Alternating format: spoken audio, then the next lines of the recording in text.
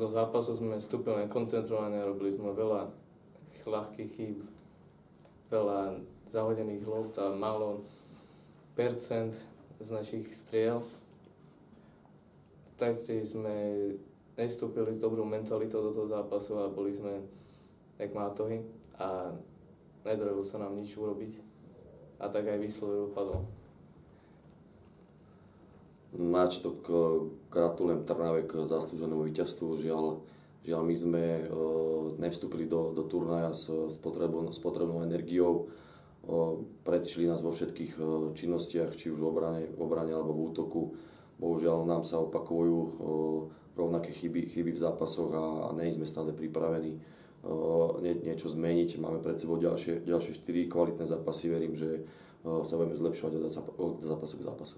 Bol to dobrý zápas, hrali sme svoje tempo, hrali tvrdo, prispôsobili sme sa im, hrali sme tvrdšie, hrali sme svoje tempo, dali sme koše. Boli tam síce chyby, straty a zlé strely, ale čo už, každý robí chyby, zlepšujeme sa. Dobre, prvý zápas vyhratý, ďalšie 4 pred nami. Tak ja chcem poďakovať Karlovke za zápas. Je to tak, jak to Paťo povedal, my sme dneska bojovali viac ako obvykle a ukázalo sa to na výsledku.